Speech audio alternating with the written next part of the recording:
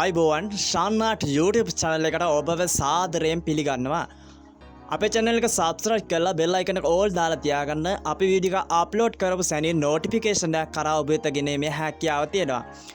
අපෙන් ගොඩක් දෙනෙක් වීඩියෝ එකට voice cut එකක් කියලා තිබුණා. අපිට පුළුවන් විදිහට අපි මෙහෙම voice cut එකක් දෙනවා. ඒ වගේම අපිව සම්බන්ධ කර ගැනීම සඳහා 077යි 477යි 863 යන මොබයිල් නම්බරයෙන් අපිව සම්බන්ධ කරගන්නට පුළුවන්. ඒ වගේ අපි අද ඔයාලට කියලා දෙන්නේ ගොක්කොල සහ පොල්කොල යොදාගෙන නිර්මාණය කරන පිරිත් මණ්ඩපයක් නිර්මාණය කරන්නේ කොහොමද කියලා. ඉතින් අපි වීඩියෝ එක බලමු මෙහෙම. මුලින්ම අපි ගොක්කොල සහ පොල්කොල පාට වෙන් කර ගැනීමක් සිදු කරනවා. මේ ඔබ දකින්නේ අප නිර්මාණය කරන්නට ඕන ප්‍රදේශයේ ලකුණු කර ගැනීමක්. මේ ආකාරයට මල නිර්මාණය කර ගැනීම සඳහා අපි ස්ටේබර කටු යොදාගෙන තමයි මෙම නිර්මාණය සිදු කරන්නේ ලෑල්ල මත. මෙම සුදු සහ ලා කොළ යන වර්ණ ත්‍රිත්වය යොදාගෙන අප මෙම මල නිර්මාණය කරගෙන තිබෙනවා. පිරිත් මණ්ඩපයේ වාකවුළු 6න් පාත කොටුව සඳහා තමයි අප මෙම මල නිර්මාණය කරනු ලබන්නේ. මෙයාගේ ගොක්කල බීට්ටු ගහගෙන මල නිර්මාණය කරනවා. ඔය දකින්නේ මලේ අවසානය.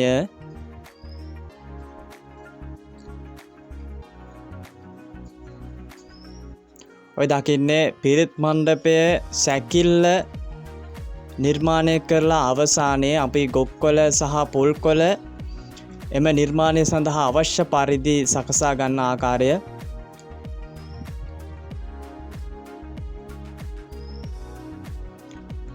පිරිත් මණ්ඩපයේ පාදම කොටස තමයි මේ නිර්මාණයේ අවසානය දකින්නේ.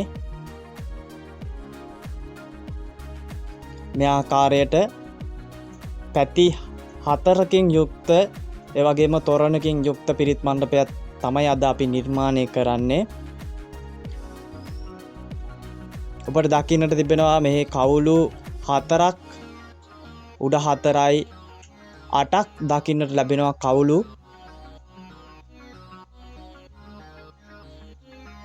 මේ ආකාරයට පාට ෂේඩින් එකක් තමයි ඔය නිර්මාණය කරගෙන යන්නේ පහළට. ඔය දකින්නේ සුදු සහ තද කොළ යොදාගෙන පාදම කොටස නිර්මාණය කර තිබෙන ආකාරය.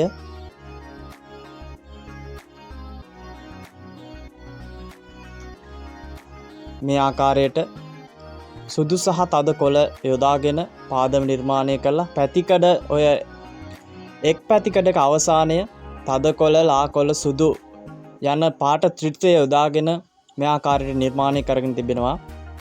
අපි වීඩියෝ එක ස්පීඩ් කරලා තිබෙනවා. මෙම වීඩියෝ එක අපි සම්පූර්ණ වීඩියෝ කරා පැය 12ක වගේ කාලයක් යන නිසා අපි වීඩියෝ එක වේගයෙන් වීඩියෝ ගත කරලා තිබෙනවා. ඔය ඔබ දකින්න වීඩියෝ එක පිරිත් මණ්ඩපය ක්‍රමක්‍රමයෙන් අවසානයේ තමයි ඔය දකින්නට ලැබෙන්නේ. මේ ආකාරයට උඩ කොටස සඳහා තදකොළ සුදු යන පාට දෙක යොදාගෙන පිම්බීමක් සිද්ධ කරනවා. ඔය තොරණ නිර්මාණය කර අවසానයි. ඒ වගේම මෙම නිර්මාණයේ ලයින් සඳහා පාට දෙකක් යොදාගෙන දන්වැල ගොතාගෙන එම ලයින් එක සකසාගෙන තිබෙනවා. ඒ වගේම කොටුව සඳහා මල නිර්මාණය කරගෙන තිබෙනවා විදිහට. ඒ වගේම කවුළු සඳහා දැලක් නිර්මාණය කරගෙන තිබෙනවා. ඔය දකින්නේ කවුළු සඳහා දැල නිර්මාණය කරන ආකාරය. මේ සඳහා යොදාගෙන තියෙන අපි ගොක්කොල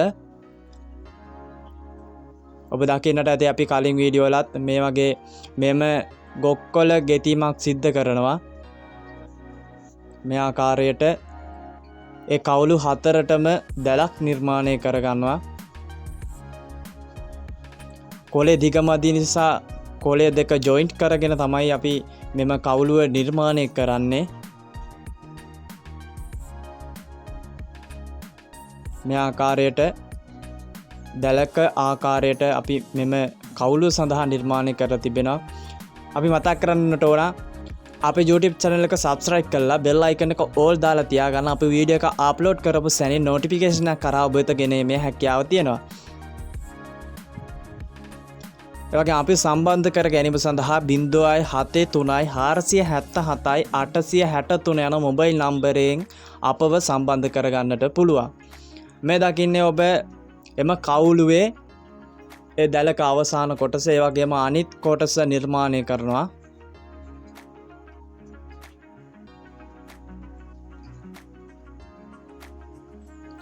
ඒ වගේම කියන්නට ඕන මෙම පිරිත් මණ්ඩපයේ ඇතුළත අපි සුදු ඉටිකොලෙන් ආවරණය කරගෙන තිබෙනවා. ඒ ඇතුළත කොටස නොපෙනෙන විදිහට සුදු ඉටිකොල යොදාගෙන ඒ ආකාරයට අපි සකසගෙන තිබෙනවා. ඒක අපි විශේෂයෙන් යොදා ගන්නේ පිරිත් මණ්ඩපයට අලංකාරයක් ගෙන දීම සඳහා.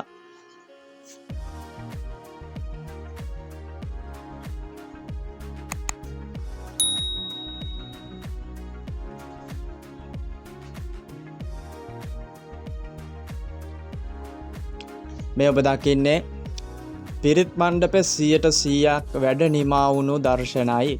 මේ තොරණ තමයි ඔබ මුලින්ම දකින්නේ. ප්‍රවේශ දොරටුව, පාදම කොටස සුදු සහ තද කොළ යොදාගෙන පාදම කොටස නිර්මාණය කරගෙන තිබෙනවා. ඔය දකින්න විදිහට. ඊට පස්සේ ඔය දකින්නේ පිරිත් මණ්ඩපයේ අපි යොදාගත් මල නිර්මාණයේ අවසානය. මේ බෑග්ග්‍රවුන්ඩ් එක සඳහා අපි යොදාගෙන තිබෙනවා කෙසෙල් කොළ යොදාගෙන තමයි මේ බෑග්ග්‍රවුන්ඩ් එක අපි නිර්මාණය කරගෙන තිබෙන්නේ. මේ ආකාරයට එක පැත්තක නිමාව. ඔබ දකින්නේ සම්පූර්ණ පිරිත් මණ්ඩපයේ නිමාවයි.